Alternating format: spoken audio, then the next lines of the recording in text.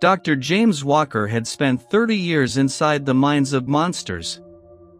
As Britain's most respected forensic psychiatrist, he had sat across from killers who had done unspeakable things, listened to their justifications, their lies, their rare moments of honesty. He had learned to read the tiny movements of their eyes, the pauses in their speech, the places where their stories wavered. He had built a career on understanding what made ordinary people commit extraordinary evil.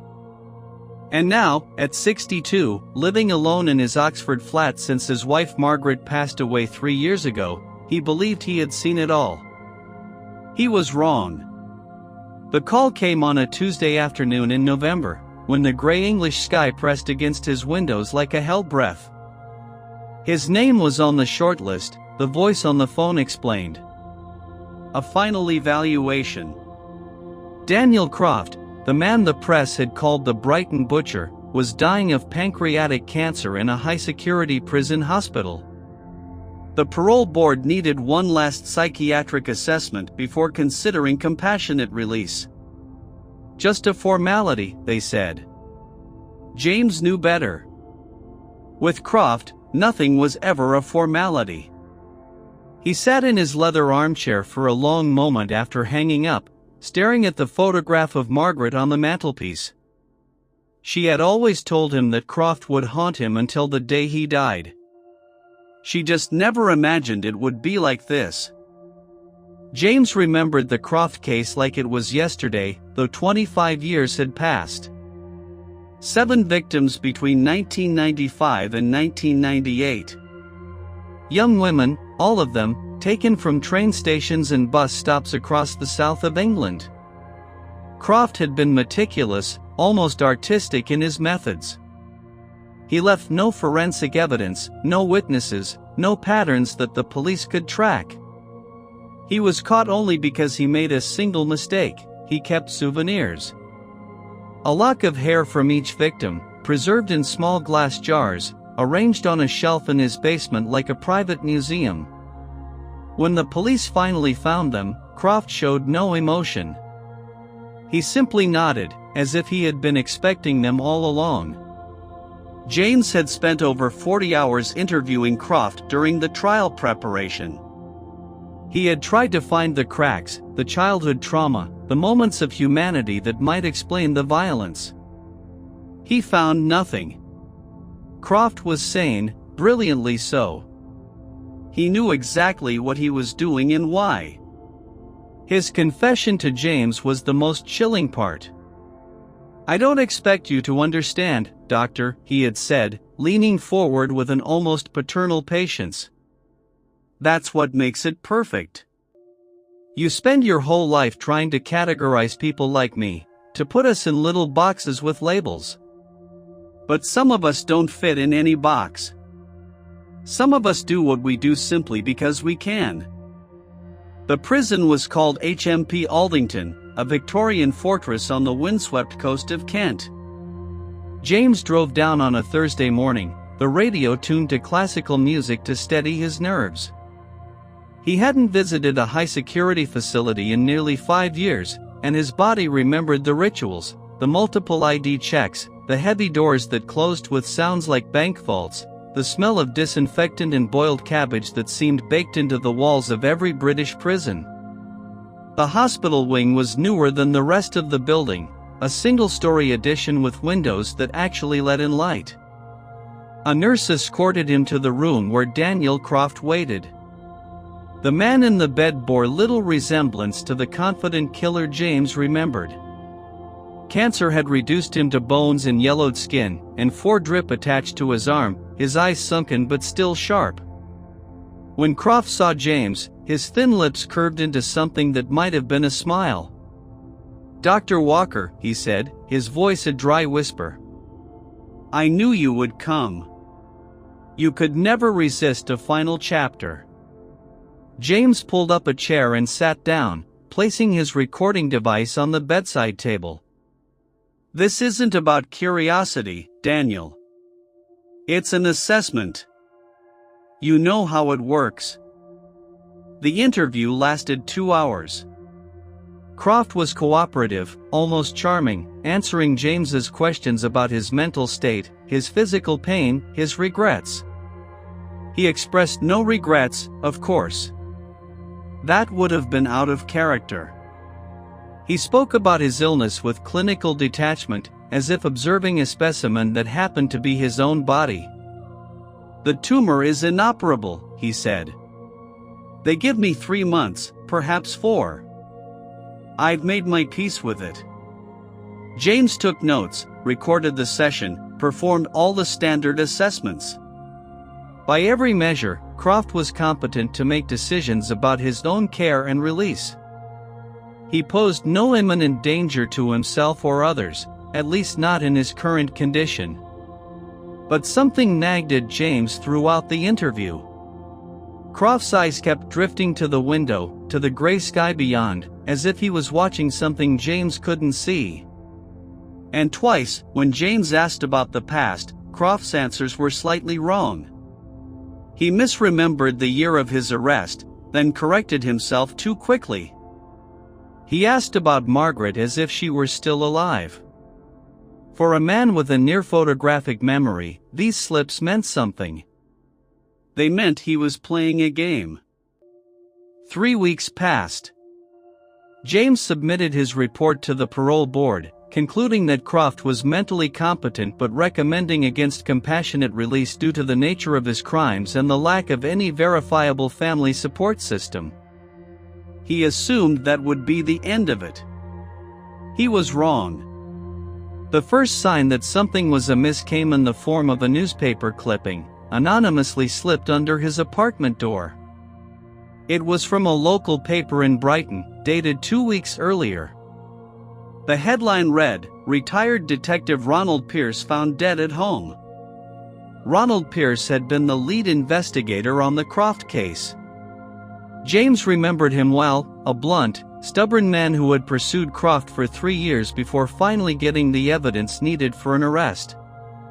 The article stated that Pierce had died of a heart attack, alone in his flat, discovered by a neighbor after several days. Natural causes, the coroner had ruled. James read the article 3 times, searching for some reason why anyone would send it to him. He found nothing. Not then. A week later, another clipping appeared. This time from a national paper, the obituary section. Alice Morgan, 67, former legal secretary, had died in a nursing home in Sussex. The name meant nothing until James searched his old files. Alice Morgan had been the junior solicitor's secretary during Croft's trial. James called an old contact at Scotland Yard, a detective inspector named Sarah Chen who had consulted him on several cases over the years. He asked her, as casually as he could, whether anyone had noticed anything unusual about these 2 deaths. There was a long pause on the other end of the line. "James," she said finally, "how did you know about Margaret Sullivan?" James felt his blood run cold. "Who is Margaret Sullivan?" Sarah's voice was careful now, professional. "She was a witness at the Croft trial. The last person to see victim number 6 alive. She died last Tuesday. Car accident. Black ice on the A27. Completely plausible this time of year. This time of year." The words hung in the air between them. James drove down to Brighton the next morning, ignoring the rain that lashed against his windscreen. Sarah met him at a small cafe near the police station, her face drawn with exhaustion. She had brought files, unofficial copies she wasn't supposed to share. 3 deaths in 6 weeks. All connected to the Croft case. All appearing natural or accidental. Ronald Pierce, heart attack. Alice Morgan, pneumonia. Margaret Sullivan, car accident. And now a 4th name had been added to the list just that morning. Thomas Beck, Croft's defense barrister, had fallen down the stairs at his London home. Broken neck. His wife had found him at the bottom of the staircase, his glasses still on, as if he had simply missed a step. "The thing is," Sarah said quietly, pushing a photograph across the table, "Thomas Beck was 63 years old, fit as a fiddle, and his house didn't have any stairs. It was a ground-floor flat in Kensington. He fell down a staircase that didn't exist." James stared at the photograph. A modern apartment, open plan, with polished concrete floors. No stairs anywhere. "Then where did they find him?" he asked, though he already knew the answer wouldn't make sense.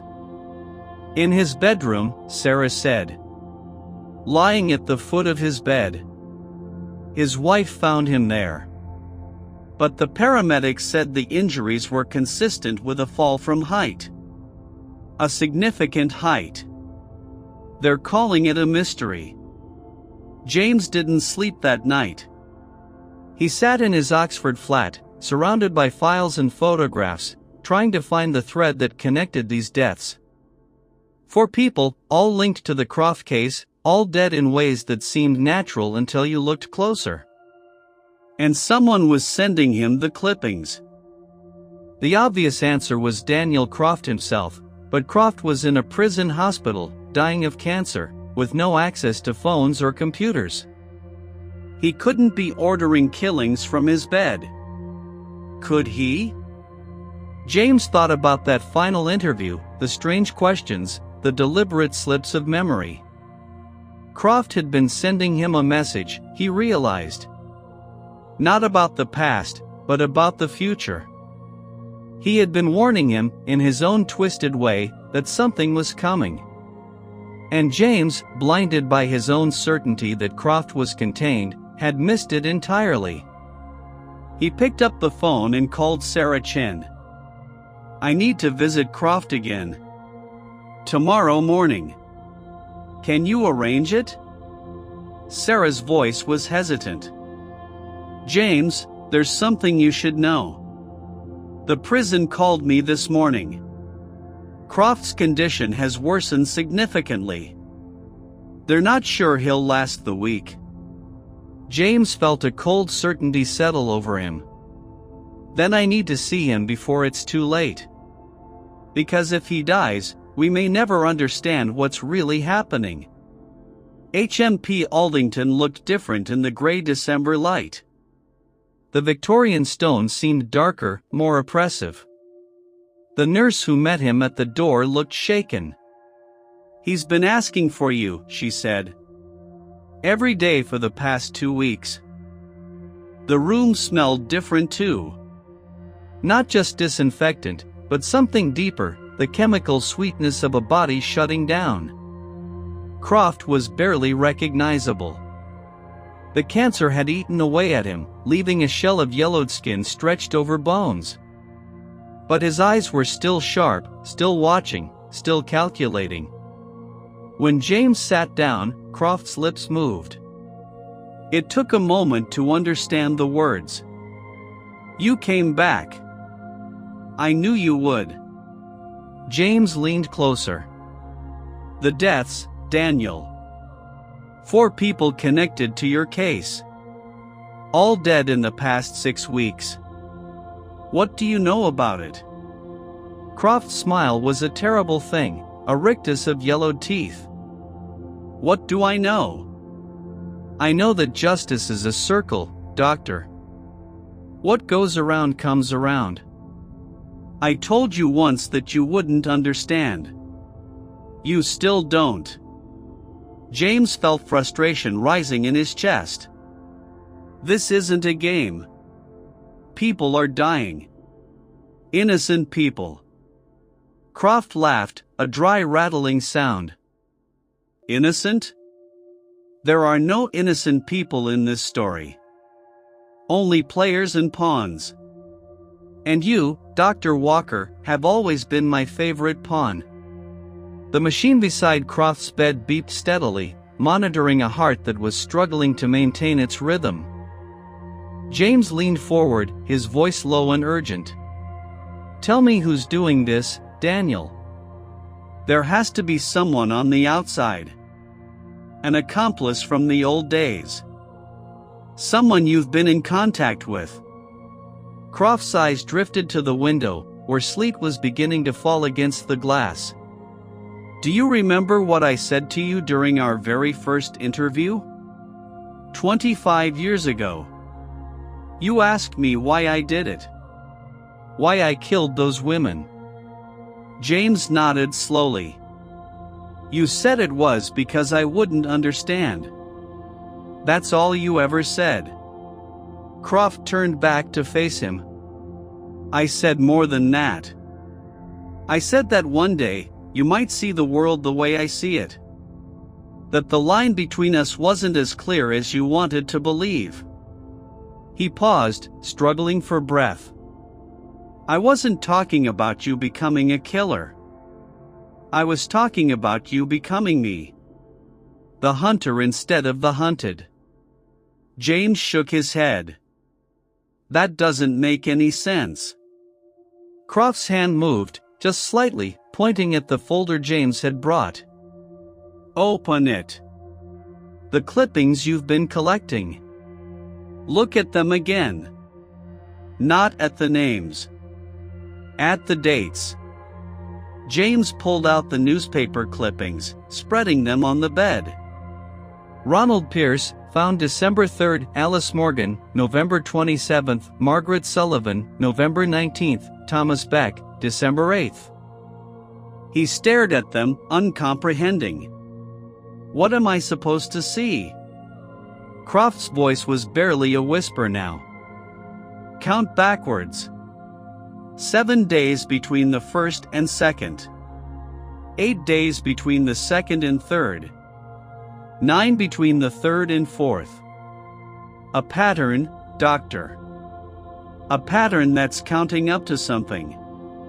Or someone. The realization hit James like a physical force. The intervals between deaths were increasing. 7 days, 8 days, 9 days. A progression. And the next interval would be 10 days. Which meant the next death would occur on December 18th. 5 days from now. Who's next? James demanded. Who's the target? Croft's eyes gleamed with something that might have been triumph. Think, Doctor. Who's the one person connected to my case who hasn't been touched yet? The one person who sat across from me for 40 hours, who heard my confessions, who wrote the report that sent me here. Who's the one person I've been asking to see every day for 2 weeks? James felt the floor drop out from under him. That's impossible. If you wanted me dead, why warn me? Why send the clippings? Croft's smile widened. Because I don't want you dead. I want you to understand. I want you to feel what it's like to be hunted. There's a student, Croft whispered. A young man who wrote to me for years. I answered every letter. I taught him everything I knew.